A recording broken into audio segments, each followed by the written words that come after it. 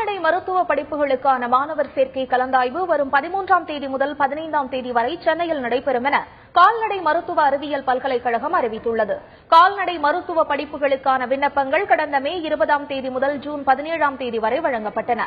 இதில் பூர்த்தி செய்து பெறப்பட்ட 16,938 விண்ணப்பங்களில் 16,168 விண்ணப்பங்கள் ஏற்கப்பட்டன. இதனைத் தொடர்ந்து கால்நடை மருத்துவ பல்கலைக்கழக இணையதளத்தில் இன்று தரவரிசை பட்டியல் வெளியிடப்பட்டது. இந்த படிப்புகளில் 380 இடங்கள் உள்ளது.